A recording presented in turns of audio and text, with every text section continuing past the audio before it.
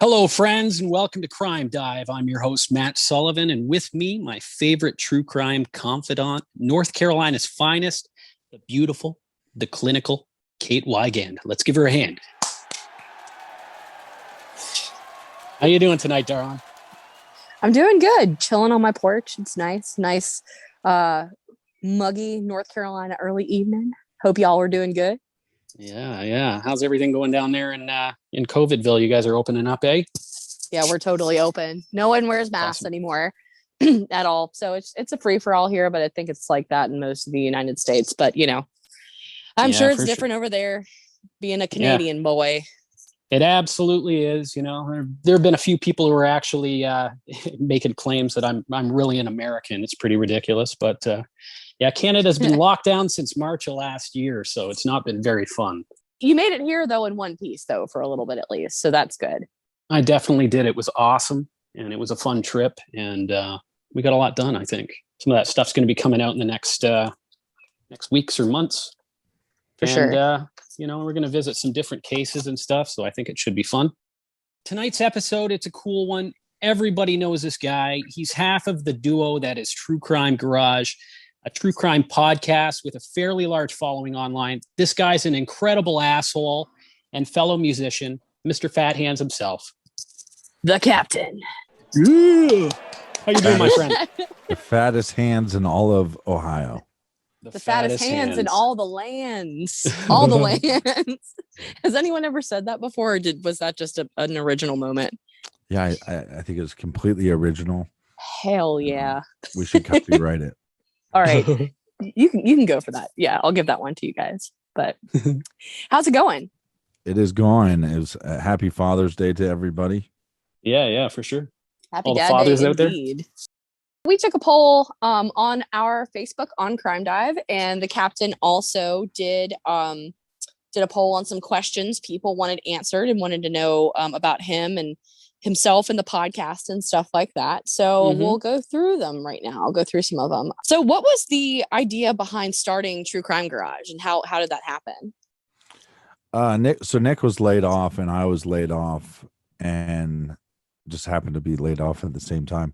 But we both had a severance package, so we weren't working that much.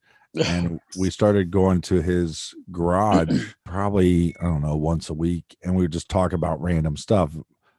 But we'd always kind of come back to crime, and we're both really big into podcasts. And so he's the one that said, "Hey, we should do a podcast." And I went, "Oh, this would be awesome." Yeah, just to see if we could do one. Like there was no plan of putting one out.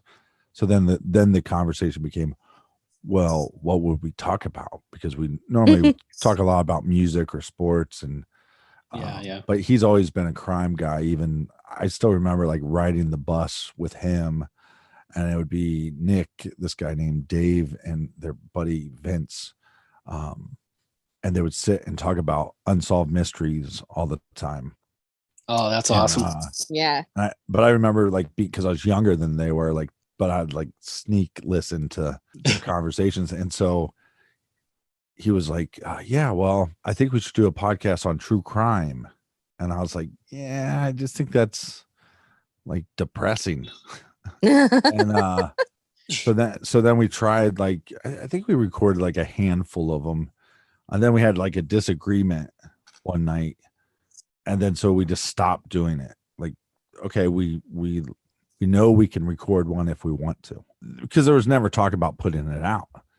And then he's like a couple days, maybe a couple weeks. It's depending on who tells the story after the argument. I think there was a longer time period than he says there was. But I remember him calling me going, "Hey, I think we should try to put this out." And then I was like, wait a second. That's not the goal. That wasn't You the mean goal. Like people actually hearing us do this? Yeah. And so then it was like, okay, well, let's try it, see. And you guys did really good too. Like, you're up to about what, like 500 episodes or something? Yeah, almost. Yeah. And if you count the bonus shows, were I think over 600. Yeah. Wow. Like all the off the record stuff. Yeah. So it's amazing. I'm like, how did we get here? Yeah, that's absolutely incredible, that you guys have even found that many cases that are interesting to do episodes like that. So yeah, and there's sometimes where I get nervous and I'm like, and we're probably scheduled out like a good 3 months in advance or so. yeah. But I'll get nervous sometimes, and I think it was like last year I was sitting around one night and I had all these case suggestions from emails that we're compiling, but they don't go on the list until we start looking into them, because we don't want to just put something on the list and then realize, well, maybe there's not much there to talk about, or or maybe the case got solved, and again, there's just not much meat on the bones. Yeah. So I just like one night just would Google. Once I got to the point where I was like, oh, this is interesting, I want to read more, I'd put it on a list. And I think I created a list of like 120 some cases just in one night. Wow. And then I was like, oh, well, we're good for the next 2 years. Yeah. Yeah, for sure. I mean, so on one side you go, wow, that's really fascinating. What a fascinating world true crime is. And then on the other side, you're like, this is actually kind of sad. It really, yeah. The world we live in, or sad or terrifying, however you want to look at it. I think a little bit of both there. In your own words, like, how would you describe the dynamic between you and Nick? Again, it's like we're talking about before the show. It's like you don't know exactly how somebody's going to take it. I think some people listen to the show and they assume that Nick's like really prepared, and I just showed up with a microphone and I'm just recording them. But they're so like, and we never like sat down and was like, as a business, you do this, and as a business, you do this. Like we never like really like delegated jobs. And so like if you wrote out what I did compared to what he does, it would look like I do everything. Wow. But just because something's on the list doesn't mean that it takes a lot of time. Right. So basically I think the misconception is that he's, investigating all the cases and I just have no clue. I mean, most of the cases are put on the calendar because of me. I normally have my own notes, but at some point we figured you have to have somebody leading the conversation. Yeah, for sure. Or it just kind of becomes like, well, this guy was born in 1980, and do you have anything you want to add? It was a Saturday, and so it just kind of became a thing. And also he just didn't like, the first few episodes were kind of where we're both talking, and he just didn't like it. And so he was more, I'm going to have to like script out what I'm saying to make sure I'm not missing points and things like that. Well, it's like you hit a formula, and it's almost just like, I know how hard it is sometimes, like when Matt and I make videos where it's like, okay, so which part do you want to do? Because it's like, you don't want to like double back over stuff a lot of the time, because then it just makes it take longer. You know what I mean? Sure. Especially if you're both working on the same thing, or if you're like both just sort of talking about the same thing at the same time. So that's totally understandable. Yeah, it's easier to break it up. You know what I mean? So you break it up between the two of you, and you do what you're good at, and you get the other person to do what you're not so good at. So. Yeah, and like for the longest time, like and we had a million arguments of, when you do your research, do it this way, and then make sure you take moments in between to basically let the audience know that there's another person here. Right. And then sometimes like I'll just like see how long he'll talk for, like without interrupting. Sometimes it's like 15 minutes into the episode, I'm like, I should like make a noise or something. Let everybody know. Make I'm here. Just do like the mouth fart, like the where it's like obviously from your mouth. So, but I think the funny thing is if I was in control of the conversation, that Nick would probably make dumb comments like I do. So like when people are like, oh, I'll just kick the captain off the show, we don't need him. I'm like, well, even if I was the host, Nick would be the one saying stupid shit, you know? It's going to happen regardless. Yeah. So it's people just don't understand the dynamic and, like what it takes to make the show.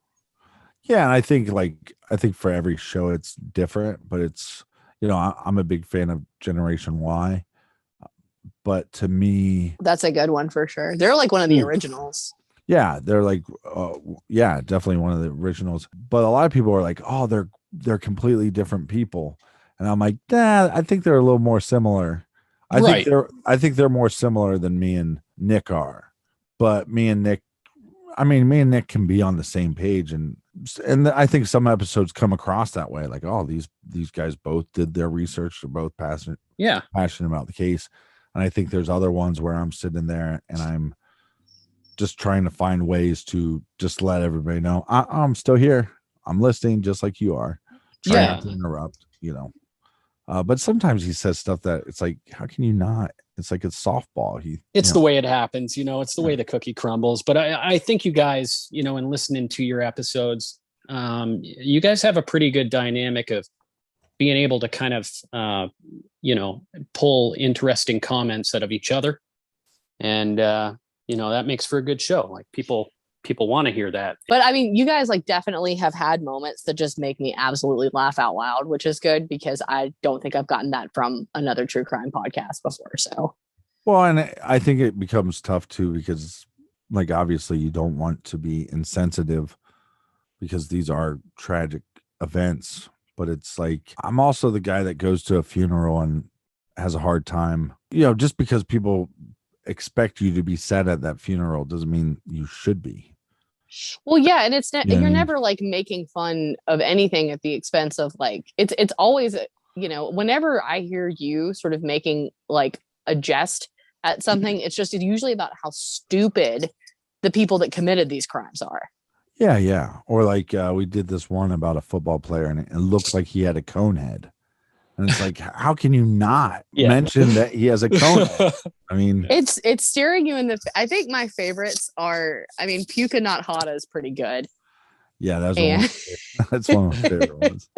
Puka Not Hada is great. There's just a handful of so many of them that Fahmy Malik is good always, but yeah, but that's like, it's so absurd because like when you find out that Luca Magnotta like had his like fake accounts and pretty much the only comments that were commenting on his pages were his fake accounts, and he wanted so badly to be famous.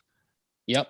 But then he had no skill or talent, so he's like, okay, well, I'll be a model. But I think he knew, I'm not that pretty, I'm not a good looking person. And so it's just so funny that it's like the nickname I came up with him would hurt his feelings. Like Puka Not Hada. The answer would be, yes, I am. And by that, I mean, I am hot. I am hot. Yeah. And I think the other thing too is like, I mean, take that case, for example. What a conundrum. Do you cover that case? It's hard. And here's what I mean by that. That individual wanted to be famous. And he did that. Yeah. So does he care at this moment that he's famous for one of the most horrendous murders in Canadian history? Yeah. I don't think he cares. So the whole episode to me was like, just keep saying Puka Not Hada, because I would rather somebody try to remember that name than his actual name, because that guy is beyond a pile of dog shit, Sucks with a capital S. And it's funny though, because Matt, y'all don't have the best track record over there with like Sidney Tierhuse and like Luca Magnotta, and then what was it, Adam, the guy that like killed two women and stuffed them, in the toilet. Like, it's just my god. Canada. What was it? Bruce Adam Strong. Was that Adam Strong? Yes. Yeah. Bruce MacArthur was the serial killer in Toronto, I believe. Yeah. So Bruce that's MacArthur a pretty terrible case. And then there's Colonel Russell Williams as well. You got Colonel Russell Williams? Yeah. Yeah.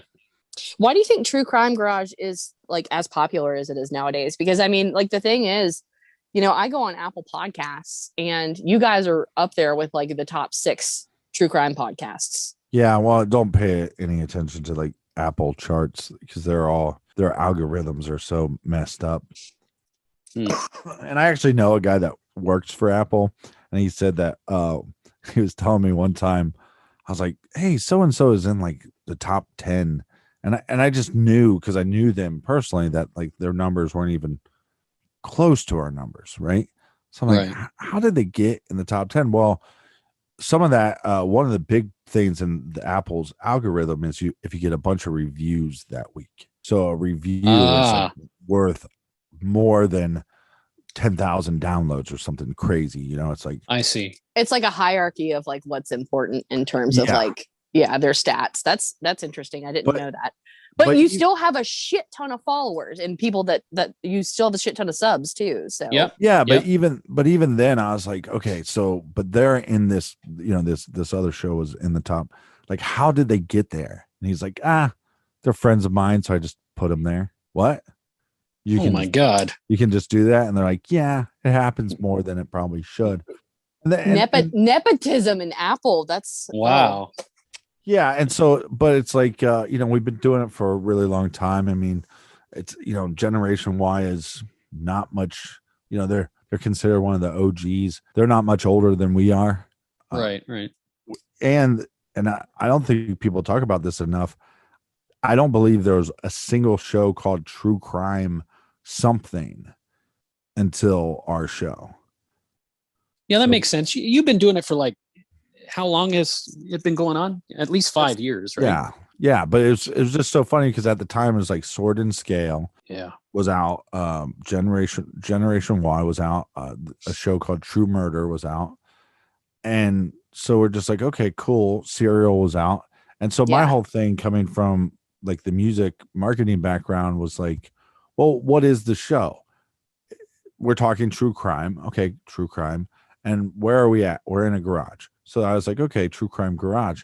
And I believe we are the reason why there's true crime sisters and true crime twins and true crime mothers and true crime all the time. True crime all the time. Like, and that's my fault. I will be the one, you can blame me. But even like my favorite murder wasn't out when we started. Right. And then we also got like lucky too. Like, I mean, one of the things that I love about my favorite murder, and look, some people listen to the show and go, it's not for me. Okay, fine. Right. I enjoyed it. I think they're both really talented, but also they're such respectful people.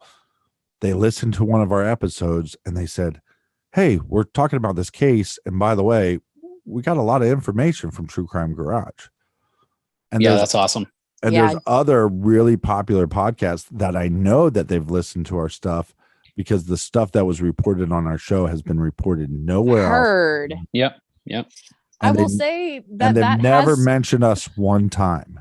That has spawned a review that I wrote about you guys, and I'll leave it at that. Yeah. In your favor, of course, but yeah. So all I'm saying is, like, if you're going to steal content, like, I mean, every week Nick is telling you, hey, I read this article and this is where, quote, and I know that there's a lot of people that list all their sources and stuff on their website. We don't do that because it would literally take forever to do that every week. But if we have a main source that we use, like, I'm not going to go on there and be like, well, I start every week by reading Wikipedia. And when I start with Wikipedia or maybe a YouTube video, if there's like a news clip, that's where I start. And that's the first thing I start watching or reading when I start working on the music for the show. Cause normally just by the second or third paragraph is when you start feeling some kind of vibe. And that's how I write the music each week. Interesting. So you do like the vibe of the case and you put that into like the way the music sounds. Yeah, I try to, like, it because I just think it would be kind of stupid if I just pulled up a track and just started making music and not having any understanding of the case. That sounds like you might be a little bit synesthetic too. That's cool. because that's something people that are kind of synesthetic do. But yeah, no, I don't see colors when I with music. That's what it is, right? Well, yeah, but it can also be about like the feel of something. You know what I mean? Like how something makes you feel, and then translating that into music. So yeah, and like because part of what I went to school for was to do music for film and stuff, and that's the whole idea is you have to watch the scene first, and how does that make you feel? And so I try to do the same thing, but I also do like some interesting stuff. And as musicians, you guys might think this is interesting, but I started thinking like pretty early on, because every week you have to now create a song. And it was like, this is a lot of work, like for sure. And then I started, I saw this Hans Zimmer interview, and he basically said that he either writes in D minor, or sometimes he might change the key if he has a different feeling, but he normally just starts with D minor. So almost, I'd say 90%, maybe 95% of every track that I made for the show is in D minor. Oh, yeah, wow. I was gonna actually say, everything every song, even though they're different themes, you can really tell that they contain your authorship. It sounds, not repetitive at all, but I mean, you can just really sense your musical tastes in there, and I enjoy that. So. No, and I was talking with my friend the other day, because when somebody told me that, like, I was offended the first time. They're like, you can tell that you did all of them. But my argument would be like, yes, you can tell when I did a song for True Crime Garage. The stuff that I'm, producing at my house or producing at work, obviously doesn't sound anything like that. So it's almost like, it's almost like if you're in a band, it's like, so Korn always kind of sounds like Korn. I was just about to bring up Korn. How did you do that? I was serious. That was going to be my example, was Fieldy. I'm not even joking. Yeah, I was interested. But also get just out of my head. I mean, even just like, Nine Inch Nails, for example, like it's almost everything you hear has a Nine Inch Nails thing. And so it's like, even if my influence for the track was Nine Inch Nails, or my influence was, like if I'm watching a documentary, I might start going, oh, that's really interesting how there was no percussion there. It's just strings, and the strings are the percussion. So there might be different like theories and ideas that I'm trying to use, but like everyone's different. And like, so I open up the track. Let's say I'm reading and it says, she was murdered in 1996. I might type in 96 as a tempo to start. Like, okay, well, it's happened in 96, so let's do that. Because the problem with creatives is normally we're perfectionists. So that's why we never accomplish that much, because but it's true. But if you look at the Beatles, for example, I mean, I think they put out, I don't know, something ridiculous like 14 to 16 albums in like 6 years. Yeah. And it's like, how did they do that? Well, that's because they were forced to. And so it's like, I don't look, any musician that I'm friends with are talented enough to put out a song every week, for sure. But would they be able to be disciplined enough? And so to me, it's like, it's in D minor. The crime happened in 96. Let's start with 96. Maybe I'll bump it up. Maybe I'll bump it down as we go. And sometimes just, what is the vibe? And then sometimes it's even more than that. Like with the Puka Not Hada theme, he was doing an interview with himself. Oh my God. What a weirdo. I hate him. What an arrogant douche. The guy's a douche. But here's what's okay. Now here's the problem. See, I used to do interviews in the car when I drive, like in my head. I mean, I'd talk out loud, but I wasn't taping it or filming it and then acting like somebody else was interviewing me. I'd just be like, I'm driving to the gig and I didn't want to listen to music, and I'd just be acting like, oh, I'm being interviewed for Bass Player Magazine. Oh, well, I really like, of course I play Fender basses, but I've always been a big fan of Ibanez, and this is, and just, I don't know why I did it. So when I saw him do it, I thought, one, it's pathetic, and I'm just as pathetic as he is, but he was taping it as if it was like for the fans, you know? Right. His plethora of fans that are Bass Player Magazine, by the way, I got in a video that they did, and it was interesting because the song that I was playing was not very difficult. So, but it's just funny you brought that up. But yeah, that's you bragging. I was in Bass Player Magazine. Suck it, Captain. I gotta show you up somehow. Just kidding. But yeah, no, just the fact that he was, assuming that he had, it's almost like this weird, like syphilitic view of things. You know what I mean? Just that he had fans by doing what it was that he did. It's just, I mean, I would say it was sad if he wasn't like who he was. Exactly. Yeah, I agree. Yeah, I definitely think, we're going to have a big discussion in 5 years or so on why people in society want to be famous for no substance. Right. Yeah. And I think that's going to be something that and I think what happens now is when people go, oh, well, this person has a YouTube and they're a multimillionaire. So then they go, by definition, they're successful. Right. And to me, it's like by definition, they're not. Exactly. They just have money. They were able to, and now some of these guys work really hard to create really stupid content. There is a talent there. But I also think you see, like with an influencer like Logan Paul, for example, once that guy starts talking on a mic, and I can say this, I haven't heard him a ton, but I've heard him enough to say he has a brain. Yeah. And he has some interesting thoughts. That's the MMA guy, right? He's polarizing, he's made a lot of weird decisions to get where he is, but yes, he uses his controversy though in a way that you can kind of tell that he's a little more intellectual than some of these idiots that are out there. Yeah, and his big thing was he went to the suicide forest. We live in a world that everybody wants to be like, gotcha, now you're canceled. And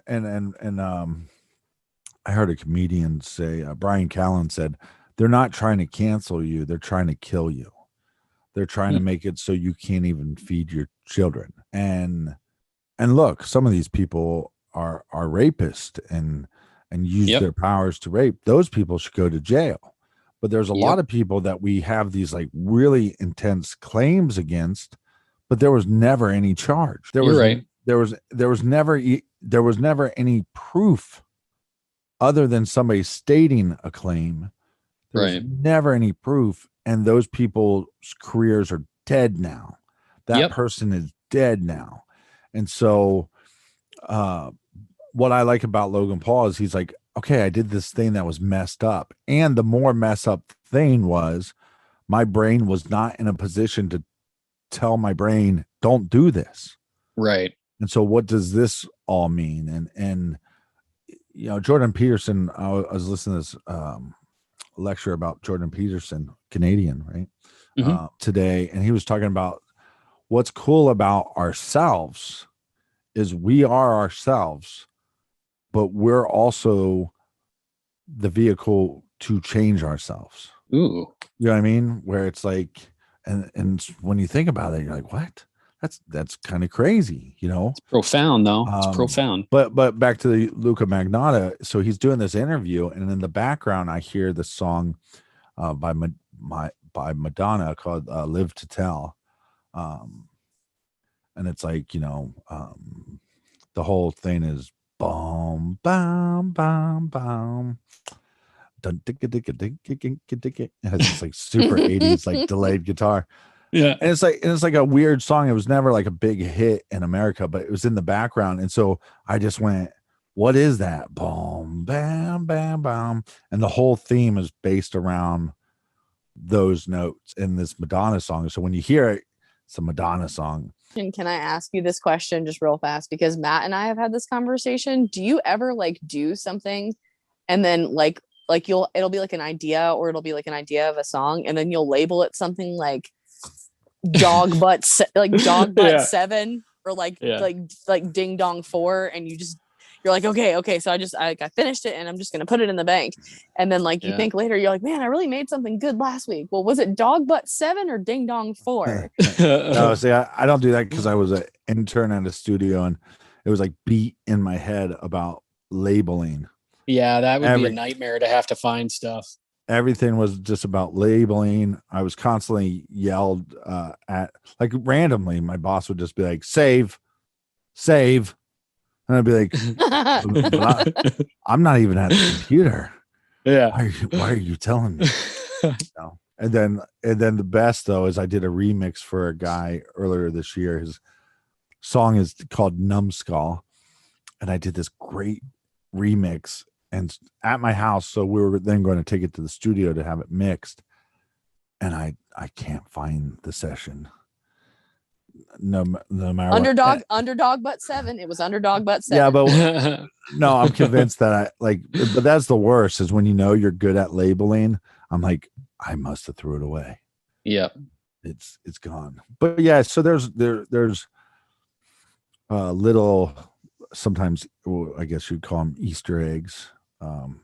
Yeah, that's really cool, man. That's interesting, and as a musician, I love it. So. I think it's good also that like there is sort of a relative undercurrent of like familiarity in the intros too, because it makes it part of what True Crime Garage is. And like as a listener of y'all, like I like that. I like that familiarity, not like that it's like, oh, it's the same song. It's just you can tell it's coming from the same minds, Yeah. And I think that sort of thread makes everything work just sort of like clockwork, and I enjoy it. So it's weird too because again, knowing a bunch of musicians, they'll reach out and say, hey, can I do a track?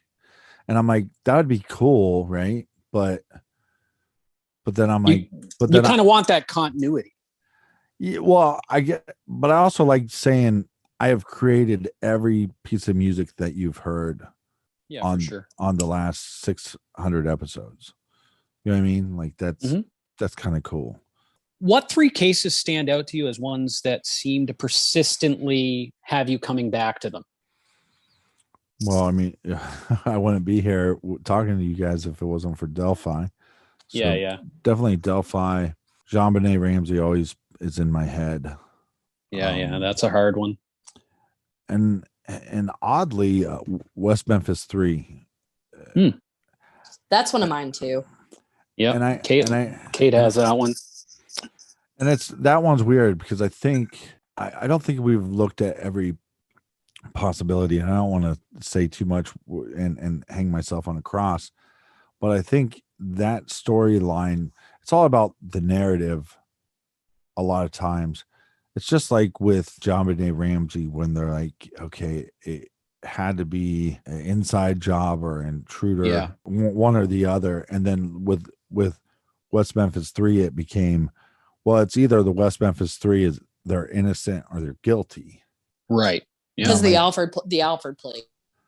Yeah, but I have a friend, William Ramsey, that has a book about them. Right. And he always calls them convicted killers. And I'm like, yeah, but I mean, technically he's right? Because they pled guilty. But they had to. On paper, they're convicted killers, but that whole situation's terrible. Like, I've thought about it, sat up late at night trying to figure out how the hell everything could go wrong like that. And it's just a complete mess. Those guys sat in jail and lost a lot of their lives. But, lucky for them, somebody actually was like, "Hey, let's film this." For sure. What's so interesting is that they didn't film it thinking that those guys were innocent. Exactly. Yeah. They filmed it just because they're like, this is a horrendous crime, and then there's these teenagers that happen to be like metalheads. Let's film it. You can see the progression too in Paradise Lost, like how it starts at the beginning, and then it's like I think it was after the first one when HBO was like, wait a minute, like this is really messed up, and it just sort of like took a different curve from there. And then I know that even like Damien Eccles' wife was watching that first HBO series. And then that's how like Lori got like on the whole like fight to get them out. Even. Right. Well, and my question is, we haven't separated them. So is the West Memphis 3 guilty or innocent? I would say the West Memphis 3, well, they pled guilty, but the West Memphis 3 is probably innocent. But yep. But now if you start breaking it down to the West Memphis 1, I see what you're saying. A stronger argument towards guilt of 1 than I could of all 3. And well, I agree. And I mean, and that kind of goes to the one that was, unfortunately going around shooting his mouth off. Yep. But I mean, in my mind, I just think that he thought they couldn't convict him and he was just being kind of a doofus. Here's what I think is so funny about true crime. The true part is the most blurry of all those words. Interesting. Yeah. And the reason why is because like you take, let's just take Damien Echols. And I know I've like bashed him probably more than anybody should. Right. But let's just take him as an individual. When you're hiring a PR firm for when you get out, so you can start doing all these interviews, fair play to you. You have millions of dollars now that was going towards research and investigative work and tests and all these things.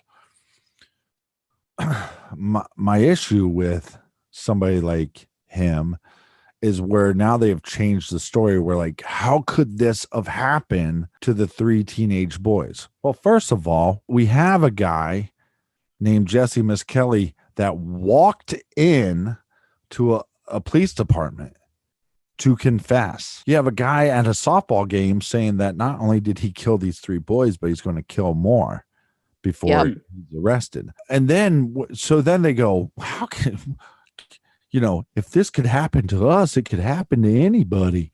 Shucks. It's like you were running your goddamn mouth saying you murdered 3 boys and you're wondering why they question you. You know what I mean? That is true. And I no one denies that he wasn't arrogant and that he wasn't taunting the system. He clearly was.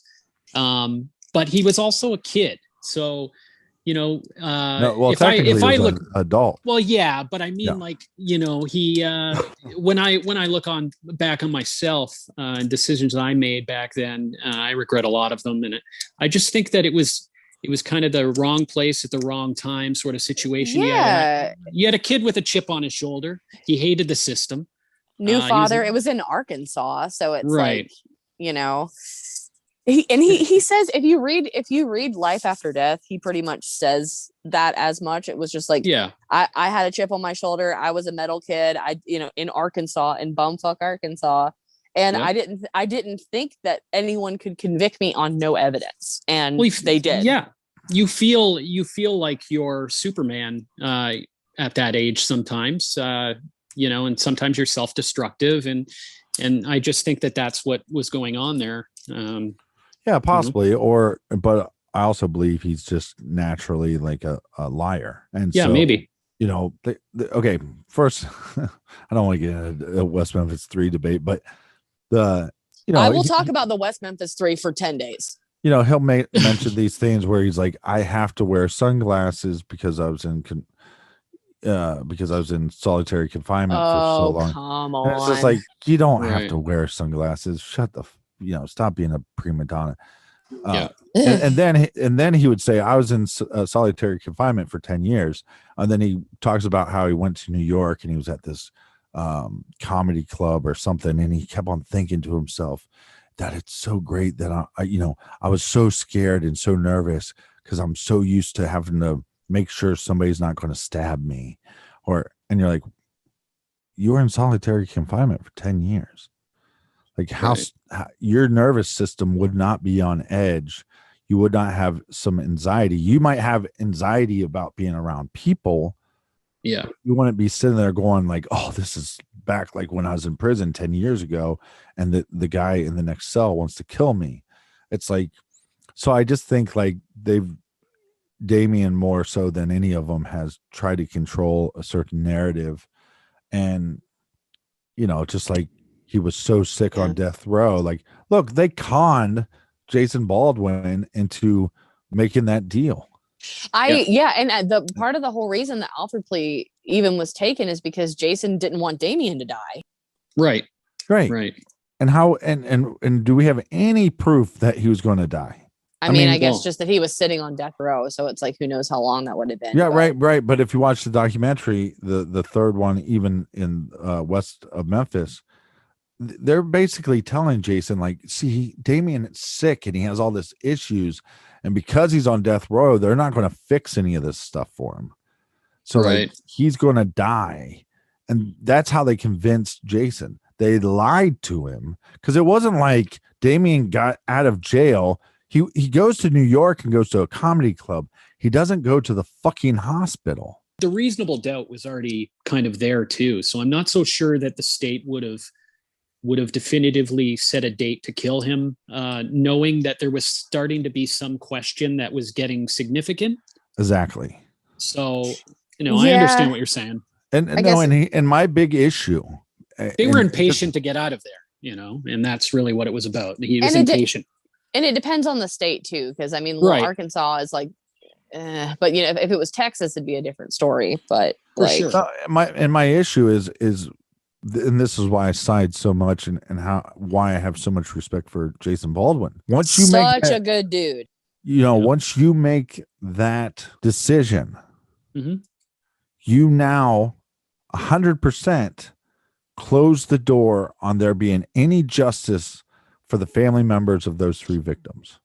It's unfortunate because it's a circus, and now essentially the case is solved, even though it's not. There's a big issue there. There's a killer that got away with it. And then on top of that, you have all three of them telling the whole world, we can do more work outside.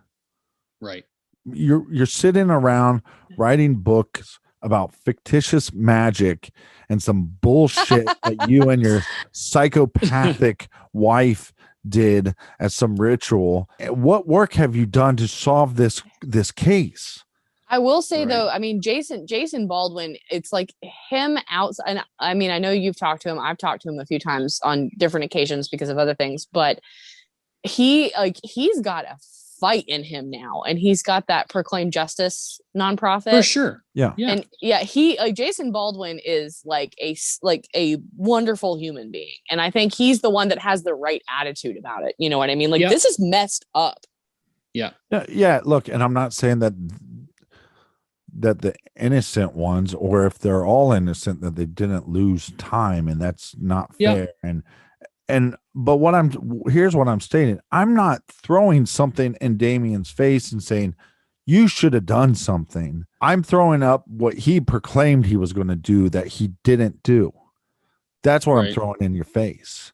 And so he's constantly lied about certain things. It's like, I agree. And you manipulated the system just to get out. And now these three victims, you made them a victim before. When you're running your mouth at a softball game saying you killed them and you might kill a couple more, that was unjust then. It's even more unjust now that you have all these parents that are going to sit around and they can sit there and go, well, I don't believe that the West Memphis Three are guilty of killing my children, even though 5 years ago they're like, I hope they burn in hell, Was that that was an impression of what's his name? Hobbs is the one that needs to be looked at, in my opinion, but I'm not going to debate about it too much. No, but that's the thing though too, is like, even if you look at the evidence, okay, first of all, that DNA, here's the other problem with true crime. We get to a point and then Mark Byers. Yeah, Mark Byers, which passed away. So rest in peace, Mark Byers, which was one of the most entertaining people I've ever seen on TV. Go to hell and burn. Yep. He was angry. But we get to this point. So then the documentary West of Memphis basically, okay, first of all the boys, all the West Memphis Three and their whole army threw Byers under the bus. Right. And then once they were like, Yep. okay, maybe it's not Byers. Now we're going to throw Hobbs under the bus. And the DNA, if you really look into the DNA on the strand of hair that they find within a shoelace, right? And we know that all 3 victims were at that kid's house before the murders. It's very logical that they would have some sort of hair or something on them from that house. So they take that and they then throw Hobbs under the bus. And then there's no follow-up. And so what happens with true crime world in general, like I said, the true part is very blurry. We get to a point that makes sense. Just like the CBS documentary with John Bonet. Oh, it makes sense that the brother killed her and it was an accident, blah, blah, blah. Well, then tell me why they had to pay millions and millions of dollars to him in a lawsuit. Tell me why they had to settle. Tell me why they did settle if that documentary was accurate. And when people go, well, I still believe the documentary. You still believe a documentary that they settled? Said, we'll give you millions upon millions of dollars just so we go away because we know we're going to fucking lose. Yep. Like the true part gets very blurry. And I think we just get to a point, and when you get to that point, even if there was nobody convicted of West Memphis 3, we're all sitting around going, well, Terry Hobbs should be looked at. There you go. That's enough of the answer for me. Let's move on to the next case. You see what I'm saying? And yep. I think that happens often. And so if somebody says, oh, well, the captain wants to divide the West Memphis 3 and look into them individually. Well, what's so wrong about that? I want to keep moving to trying to find what the answer is. Right. I want to know what the freaking truth is. If we got to the point where we're like, nah, we think we know who Bridge Guy is, but he might have killed himself. Well, good enough for me. Delphi is solved. Justice served. And you just move on. Do you think Kurt Cobain killed himself? Well, I would love to one day like redo that whole episode. We're gonna do it. Yeah, just do it better than I did it. I mean, they just released the picture of the rifle, and it looks like an elephant gun to me. I mean, it looks huge. It's got a big thing on the muzzle there on the front of it too. So, I agree. It would have been very difficult for him to do that, especially they know that his blood level with heroin was ridiculous as well. Yeah, and I just think it's weird, like the notes that they didn't find. Yeah. One day when they're in the house and what they did find. Well, and then her backpack, the handwriting stuff is very, very strange. Her own lawyer even was very concerned about that, Rosemary Carroll. So that was kind of scary. Well, and there's the whole thing is like, if something seems off, then it probably is off. It's just the fact. I mean, if indeed that was the case that she was practicing his handwriting, that's not good. Yeah, that's bad. That's bad. So yeah, one, and I think there was another. There's another death there. It's her old bass player, which had on again off again thing for Kurt. I don't remember her name, but so she was sober and she went back because she had to tie up some loose ends. I can't remember if she had to go back to Seattle or if she had to go back to LA. And she did mention to her mom, like, hey, I've been sober a while. I'm going to see a bunch of people that I haven't seen, but I don't think that's going to affect me enough to want to do any drugs or anything. So then she goes back to Seattle or LA, wherever she had to tie up these loose ends, and then happens to overdose.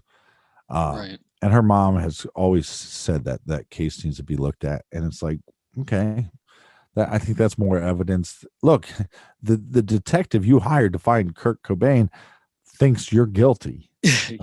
That's a lot. And he's ruined his career to say so. So like, it's not like he gained from any of this. He's looked at as a scumbag essentially by people who like Courtney Love. So it's but how many people like Courtney Love? Not many, but I mean, think about it. There are some. There are some. Like, I mean, what did she write? a good song. Yeah. Billy Corgan used to write her music for her. So Probably. It was pretty weird. Yeah. So did Kurt. Yeah. Okay, so we don't even know if she ever wrote anything good. But then, I mean, you've got people like her, and then you've got people like Kim Deal, who like was the Pixies. Right. You know? Okay.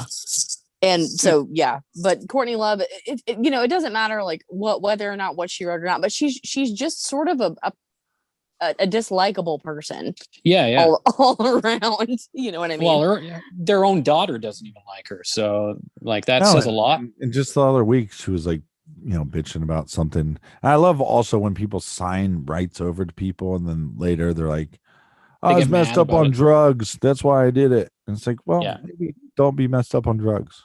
Well, and Dave Grohl's like literally the nicest guy ever. So some of the things she says about him are just horrible. And she basically said that Trent Reznor was a pedophile. Yeah. And then went back on that, saying she's sorry. And it's like, that damage is done. Once that's out there, man, you have legions of crazies who take that as fact, and that guy's life could be ruined. Like, we don't know what the hell that's doing to him. But and the whole thing about that is that, like, do people do these awful things? Yes, but like people that make up that people do these things are just as bad as the people that do them, because it's actually hurting the validity. Yeah. Well, it's hurting the validity of people who are actually telling true stories. True. Right. Yeah, true victims, are being real victims. Yep. Yeah, I just think there was a better way to cover it, and I think I also think Nick has learned because that was pretty early on it. Yeah. When we started covering stuff, I think he started realizing too, like there's some cases like that you have to pull out your opinion. Right. And so then you're presenting the case as authentic as you can and with as much information as you can. Yeah. Because it's just like the CBS documentary. If you omit all the stuff that they omitted, yes, Burke killed his sister. Right. But once you start putting back in evidence that they clearly, we think Burke hit JonBenet in the head with a flashlight. Yeah. And that would have fractured her skull from the back of her head to the front of the head. Now, we can't explain why there's no blood, because there should have been tons of blood. Yeah. But there wasn't any blood. And it's like, okay, well, so now that you brought up that there should be a bunch of blood, now your theory makes no sense. So they probably went back and like, okay, don't talk about the blood. I think a lot of that is, it's very similar to Delphi, in my opinion. Law enforcement really screwed that case up. And, they did not secure that scene. They were allowing people to go into the house that morning. Didn't search themselves anywhere in the house. So by the time John found her in the basement, everything was contaminated. And so it's very difficult at that point to even have a legitimate investigation to even look into anything. And you're right. It's the same thing with Delphi, with a bunch of people like peeing on trees and like throwing cigarette butts around and drinking beer because they thought they were looking for two girls that were alive and not a crime scene. Yeah. And now they're left with a case that can't be solved, and it's horrible. Well, and at least in Delphi's scenario, you can give them the benefit of the doubt because the crime scene becomes the whole park. True. So I want to get your opinion on this. Do you believe that the online groups for these true crimes help or hinder investigations? Like, what's your opinion on that? Well, the truth is, which maybe the groups don't want to hear, is most of the time law enforcement is not reading crap about these cases. My father was a detective, and he if you watch Seven, for example, right? Mm-hmm. Morgan Freeman's character goes to the library every night and reads up on demonology, right? Yeah. Most cases are not solved that way. My dad said, most cases are solved by the guy that's really good at getting a cup of coffee when he enters a building, The intern. Well, no, just like the guy I'm that just kidding. no, what I mean is like he used to tell me, you dress, but people would say dress for the job you want, Mm-hmm. My father, which other detectives in his organization would wear polos and sometimes like shorts and the polo or whatever. My dad wore like top of the line suits because he thought when I get into this building, this especially before like internet, when I get into this building, I need to have access to their phone and then access to a cup of coffee. And so the nicer you dress, the more people would reply, reply to you. Yeah. But no, well, yeah, it's the halo effect, which that's what that is like people's outward sort of perception of the way that you look. If they give you if you give off a good look or something that looks acceptable for what you should be doing, the person that's talking to you or is in the position of judgment will receive a positive opinion of you. Right. So it's pretty much the same thing, like dressing the part, Yeah, right. I think the simple answer is no, because the investigators are not reading these blogs. Now, we've been contacted by a lot of detectives that say, hey, can you cover this case? Because we think we know who it is, and we want to see if people get talking. And I do know that because of podcasts and because of groups talking, that there have been tips and things that have been brought to law enforcement's attention. Yeah. And I think in a case like Delphi, maybe if there was enough pressure put on the right person, but I just don't think we have collectively zeroed in on the person. And I do think that maybe that will help in the long run. I certainly hope so. Yep. Because it's been too long. It's just it's infuriating, and it really is just like no wonder this case has gotten national attention, because I mean, like it's a homicide of two kids, and also just like broad daylight. Also, there's audio and video of the guy. Yeah, it's ridiculous. What's crazy is, and we were talking about this before, is I was presented some information about the suspect. I don't know every ins and outs of why he is a suspect and what makes him a good suspect or not a good suspect. But as I'm watching different videos, like YouTube to suggest, hey, watch this video. And I'm like, I've never seen this guy before. I never heard of this guy. And now he's talking about Delphi and turn yourself in. And then he says one or two lines where I'm like, he has to be talking about the same guy that this other guy told me about, right? Yeah. And then I watch another video with a whole different set of guys, and they're kind of bringing up the same idea that these other two guys are bringing up. And so this suspect that I've been looking at, I've been monitoring a couple things online, but one of the things I did was I went to go look him up on Facebook the other day. And somebody created a fake account for this guy. Wow. But basically saying, like, not telling you who the guy is, but saying this is the killer. And so now I'm like, man, there's a lot of points of people that are starting to get all on the same page. Right. And that's could be good. Could be a good thing. Yeah, I agree.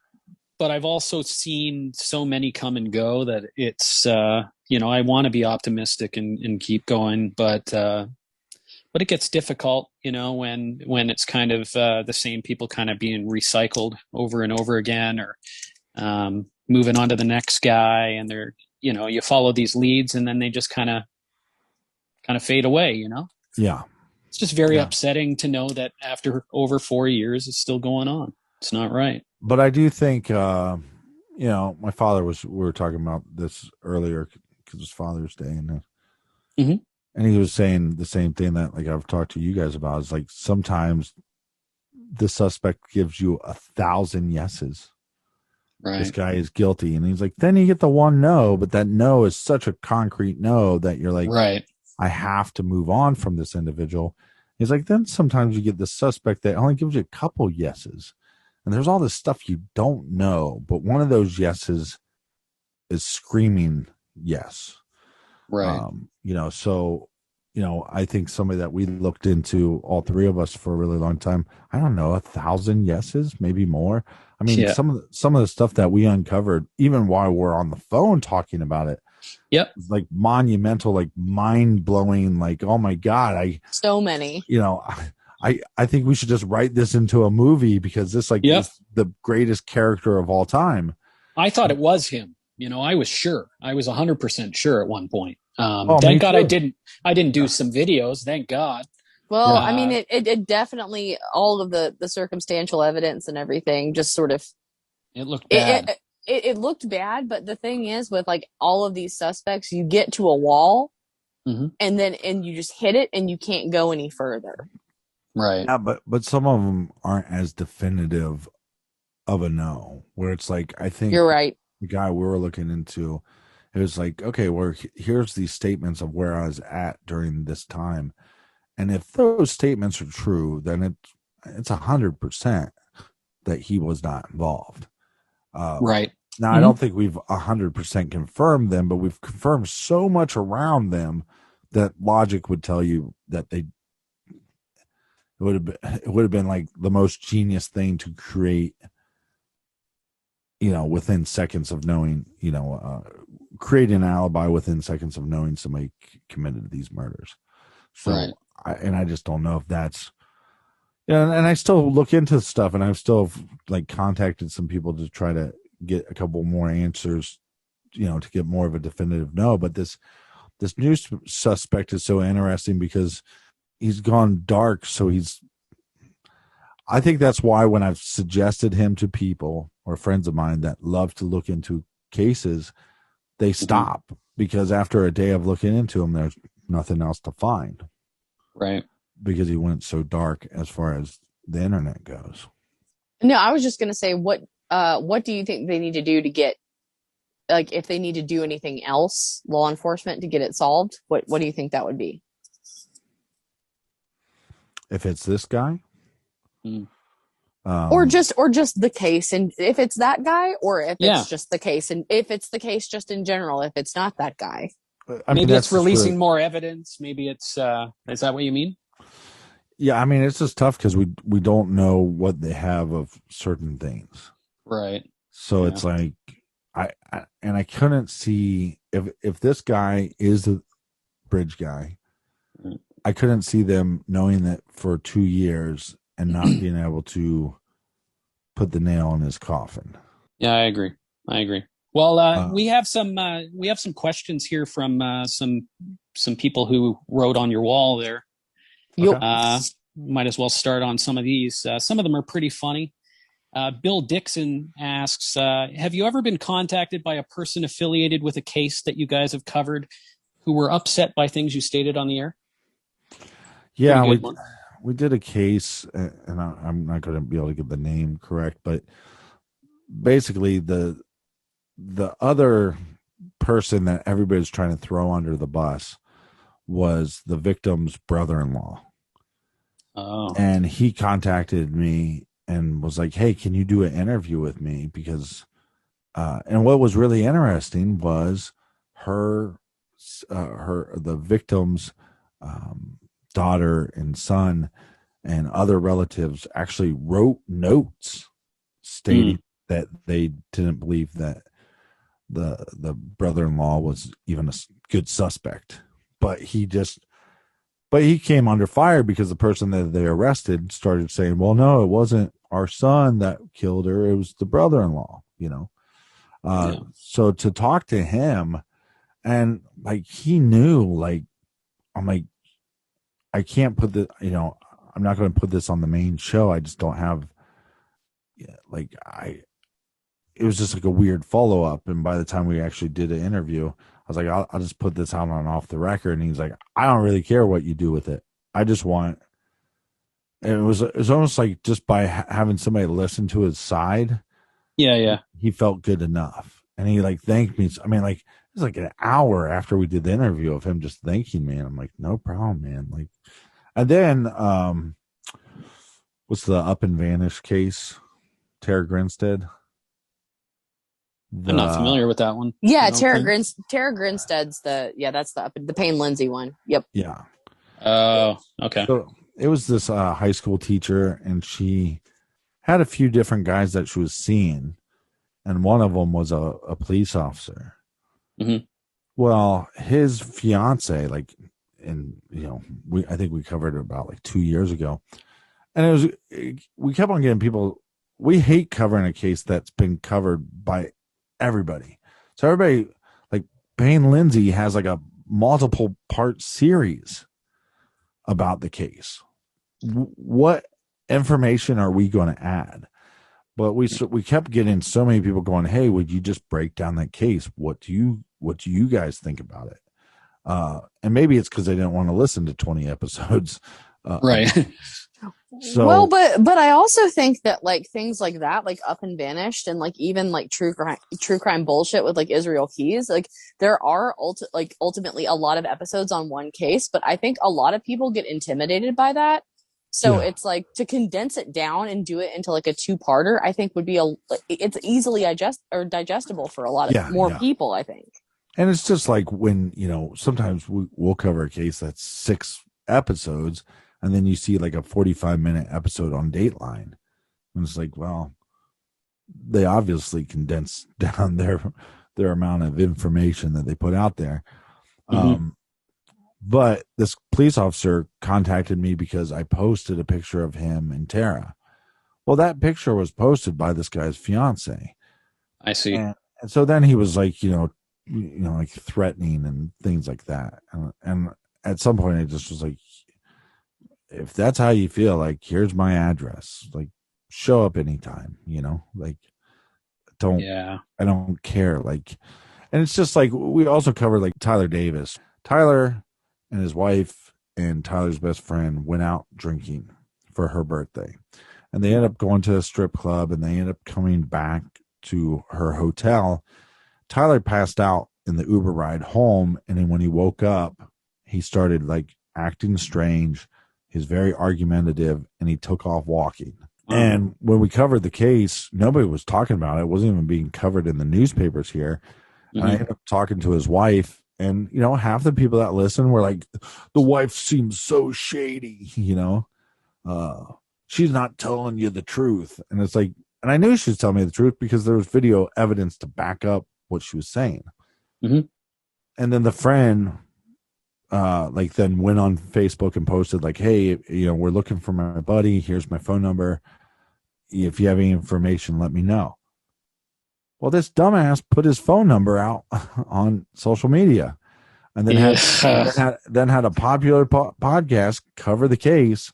Yep. And then a bunch of people were like, man, that friend seems shady as fuck. And then they start calling him. What a nightmare. So then he calls me, and he's like, Lord. And I'm like, hey, man, it's not my fault, right?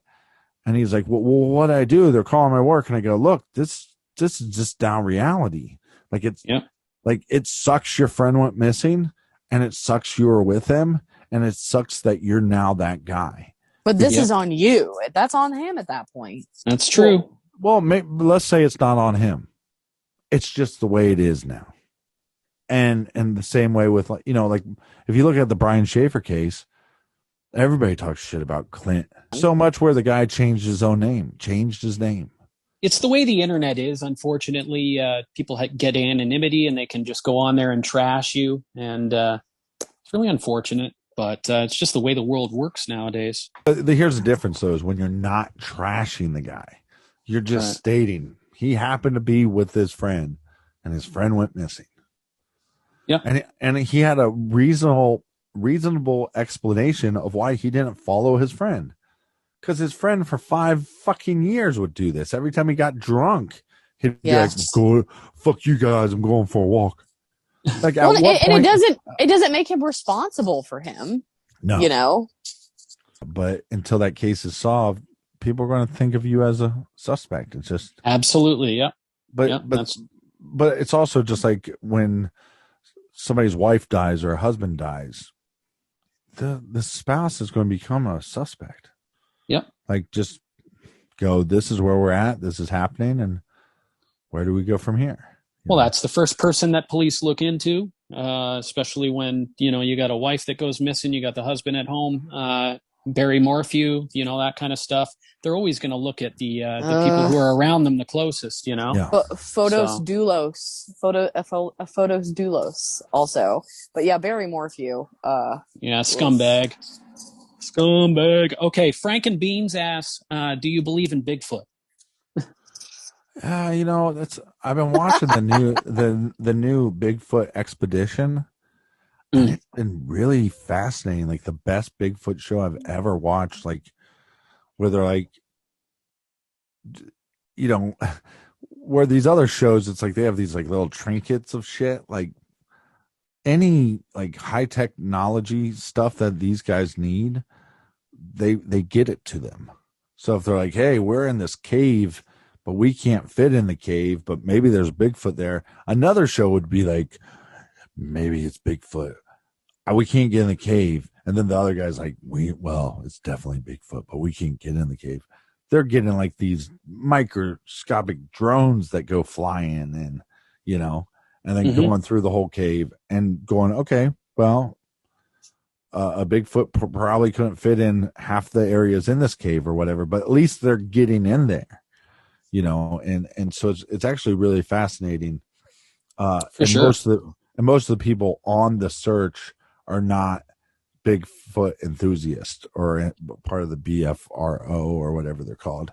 Yeah, I'm definitely a skeptic. Because they've never found a body. It's like a cryptids versus true crime. Yeah. Type thing. Well, it's tough though, because it's like, we do know that a Gigantopithecus existed, and so there was a giant ape that was well over 8 feet, and then there's been multiple societies that we've found, like the one in Mexico. I think it was like over 200 corpses that were over 8 feet tall. So the answer would be, I don't know, but I also think it's fun to like look into that stuff if you don't take it that serious. Like, yeah, sure. Because the thing that changed my mind was normally people were like, oh, yeah, I saw Bigfoot. I was driving down the road to go to Skeeter's house, and I was eating a Slim Jim. Macho Man ran snap into the Slim Jim, and I almost hit this son of a bitch. He must have been about 8 foot tall.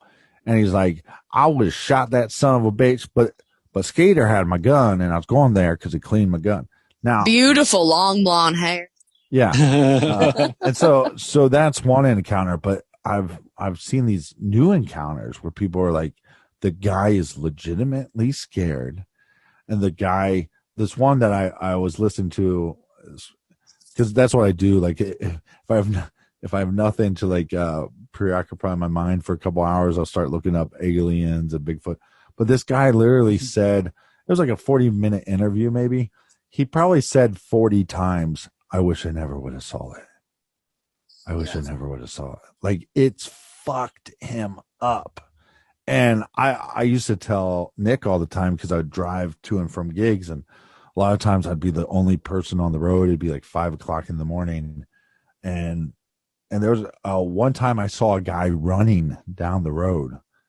I didn't know it was a guy. I was like, oh my God, did I just see Bigfoot? So I turn my car back around, and it's like some dude in all black, just like running on the side of the road.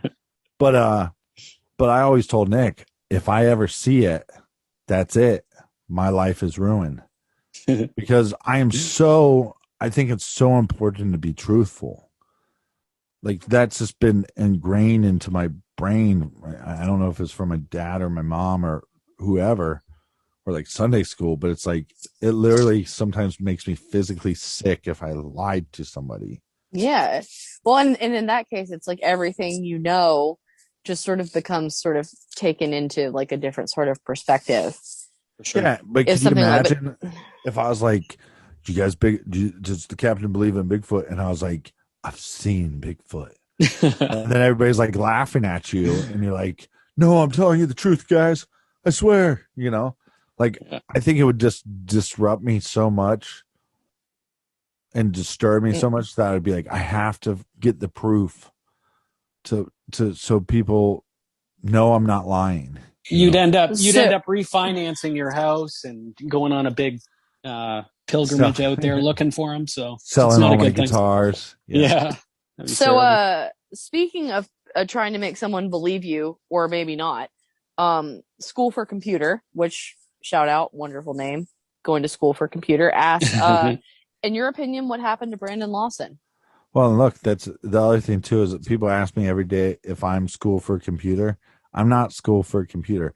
He's doing some great work. He makes some funny posts, but he's definitely not me. I don't have time to make. I don't have time to make those. I wish I was talented enough to make them. Like some of the ones just make me laugh so hard. And then I think the line that you guys had about going to School for Computer was probably the hardest I've maybe laughed at the podcast. So yeah, no, the best is when I know Nick is saying the town wrong. And he just like won't stop saying it, and I just like, and then people will like send me an email like, you guys said that name wrong. I'm like, did we say the name wrong, or did Nick say the name wrong? So what do you think happened to Brandon Lawson? Okay, that's a perfect example of what I was talking about with it. You know, we need to be more about true crime with a capital T, right? Mm-hmm. And the T becomes blurry because everybody was fascinated with the Brandon Lawson case. And what a confusing case it was, just from the call. Yeah, super confusing. And then I hung out with his brother at CrimeCon for a while, and they're doing some more searches and stuff. And you know, they're hoping to find like a shoe or something that would withstand the elements. And that's pretty much what they're looking for at this point. So if that's what they're looking for, chances are he either got in an accident or, I mean, there's a lot of wild animals out in that area. Yeah, I agree. But the problem again with that case was once his brother came forward and said, oh, by the way, Brandon was doing a little crystal meth that night. So yeah, he was wasted or something, you know, I'm freaking out. And it's like, well, of course, now the conversation on the phone, which made no logical sense, now it makes all the logical sense in the world. Yep. That it doesn't make logical sense because he was on crystal meth. And then what happens in the true crime world is like the interest in that case has gone, you know, that was one of the most talked about cases, asked about cases, probably in the top 10 to 5% of all the cases people would talk to me about. Mm-hmm. After it's confirmed by loved ones of Brandon that he was possibly on drugs or probably on drugs, mm-hmm. it just becomes less interesting to people. I agree. And the thing is, he was driving like 3 hours or something like that to his dad's house. So it's like, yeah, you know, he maybe did some drugs and left. And it's like, yeah. And it's sad because it's like the mystery is sort of gone because it's like, it's a hard one. He was just messed up. Yeah. Yep. What do you think about Missy Beavers? That's a good one. Yeah, because that's very similar to Delphi in the sense of we have video footage, a lot of video footage, and I mean they released a lot of video footage, but I've heard from people that they have way more than they released. And I used to think like, because what's funny is the gate of, and well, I'll take a step back. You guys were talking about people contacting the show. Missy Beaver's husband actually contacted the show just to say, you guys didn't get everything correct. Mm-hmm. And here's a couple things you might have missed. But he was really appreciative that we covered the case, and I wouldn't say overly appreciative. I mean, he responded exactly like you think a dude would. You know, like, thank you for covering my wife's case. You guys pretty much got everything right. And I've been listening to other, not podcasters, but I think news clips. And I think he was just getting tired of there being so much wrong information. So that when he listened to our episodes, he was like, oh, these guys actually didn't just say a bunch of bullshit. Like they kind of said what they knew. Right. And And maybe it's also the fact that we were like leaned into the fact like he was being so cooperative with the police that like even if he was guilty, like he's being the most cooperative I've ever seen a guilty man try to do. So but also like you had to rule him out because the video footage told us how tall the individual was. He was a very short person. Yeah, I mean I think it was like at least under 5'8", and he is like well above what I believe. So like that, that evidence tells you that it's probably not him. Now, does that mean that she wasn't having an affair and he hired somebody? But that one was so strange because his father has like the same exact walk. Yep, he does. Exact body style. But cops were telling us, no, we ruled him out. And then it wasn't until after we covered the case that I started hearing that there was more reason to believe that it was a female that was pregnant. That's what I heard. And very weird. And so I would also the problem is because she was attractive female and they were having like this kind of open relationship. How many people did she have a relationship? I think there possibly was at some point maybe too many for them to, which makes it sound like I'm like trying to throw her under the bus. Like no, I understand. I will tell you, when you're in a relationship for a long time and they say, oh, by the way, we're not in a relationship anymore, you can do whatever you want, it can get bad, No, and so I think there's some of that, and also like in the fitness world, there's a lot of times where you're group training with people one time, but you then can, and especially in the day and age we live in, if I go train with 30 people from Columbus, and I don't even and nobody ever tells me their names, I probably within a couple minutes can find every single person that went to that group with me on social media. Yeah. So I agree. And so it's very possible, especially in the training world where you work so hard to look a certain way, to feel a certain way, that chances are she met some other trainer that maybe she was only intimate with one time, but that one time was enough for that pregnant wife to be like, but it's just such a weird situation with like the SWAT team gear and everything. Sure is. It's just like, okay, so like let's say that was the situation. Like if it was like a pregnant, it's like, why in the hell is this what you did? Yeah, I know. At a church at like whatever, was it like 5 a.m? It's just a very weird choice. It's a weird choice, regardless of who it is. Yep. I always wondered if 5 years from now, if somebody's not going to come forward and be like, that was my mom and she was wearing a costume that I dressed up like when I was a kid. You know what I mean? Like the husband knows my wife killed this person, but I can't go forward. Right. Right. Right.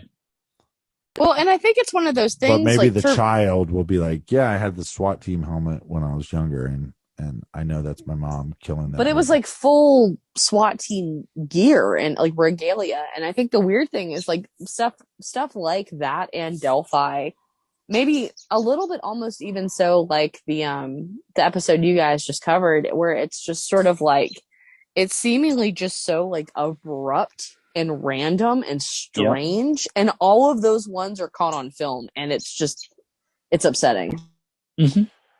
Yeah, and also because it was such a horrendous attack that like I just don't buy the idea that somebody broke in and was just willy-nilly walking around and was startled and decided to beat somebody to death with a metal rod.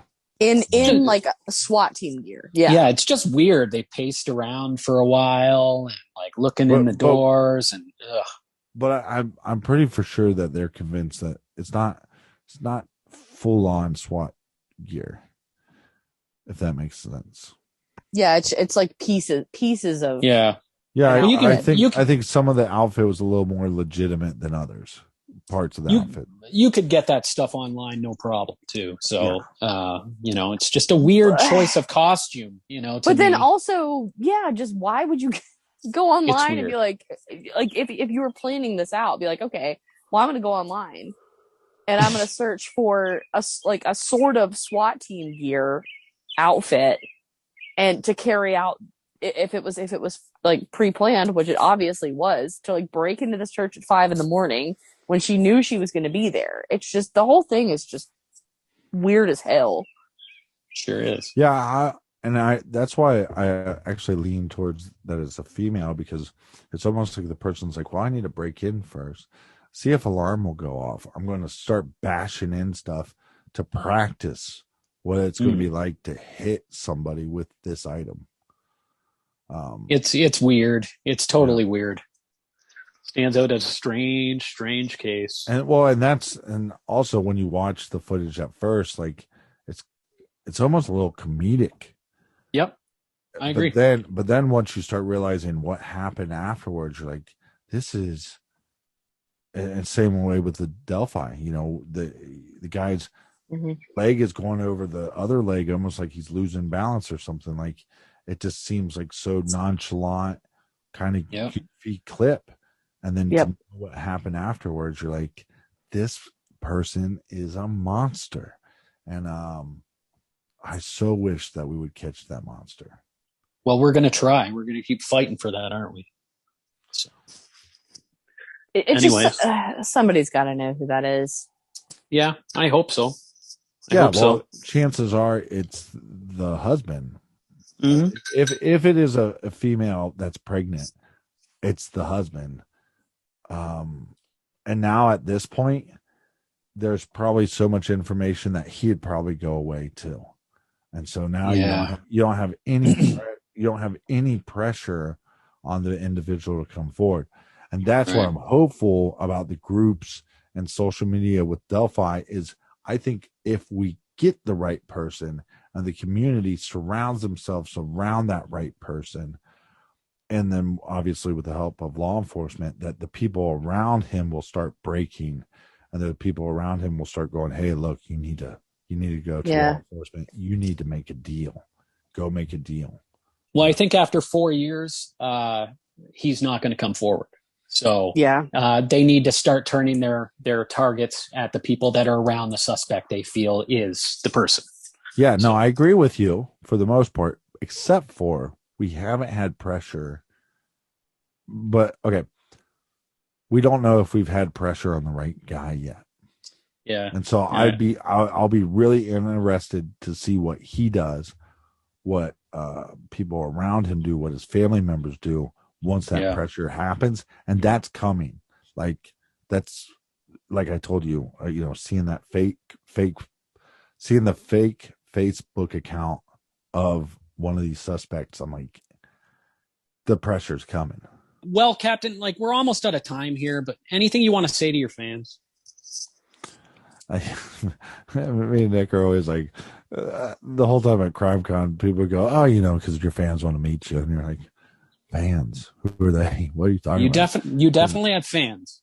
Well, some weird questions, but I think that, but I actually, and maybe you guys will agree with me on this, like, and this is going to sound a little cheesy, but I always try to say, like, when especially family members are like, oh my God, I can't believe your show is as big as it got. I'm on the fan group and they say crazy stuff. And I'm like, yeah, they're not really fans. They're like, they're friends that we haven't met yet.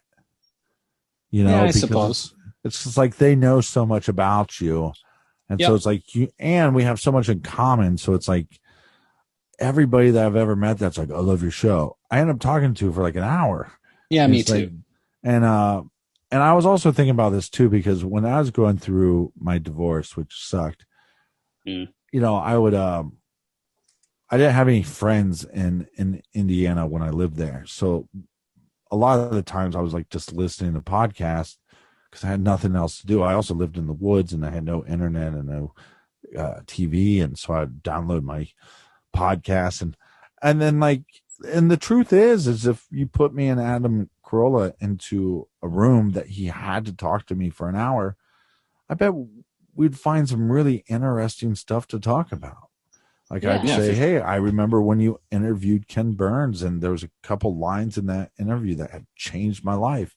And he'd probably find that pretty fascinating. Just like when somebody said, hey man, I was listening to your one episode and this one, whatever, or this is my thought on John Bonet, or these are my thoughts on Delphi. Like, so I just remember how much I needed those shows. And so when people are like, you don't know how much I love your show, or you don't know how much I use your show to go to bed, or whatever it is, it's like, I'm like, no, I do know.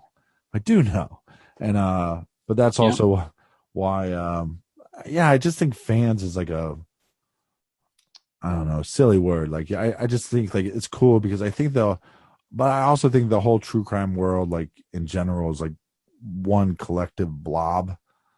Mm-hmm. But some of the true crimers don't know about some of the other shows. A lot of people listening to Crime Junkie don't know about True Crime Garage.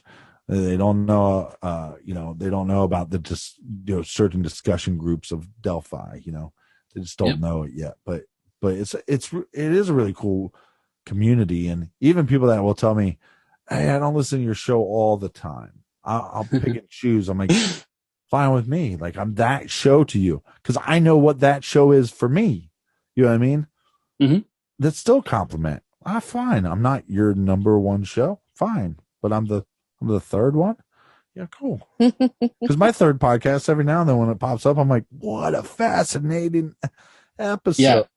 Yeah. So, well, thanks a lot, pal. It's always great talking to you, and we got to do it again. Yeah, absolutely. We totally will. Well, guys, we want to thank Captain for being so gracious to do this for us. And I also want to thank each and every one of you for listening tonight.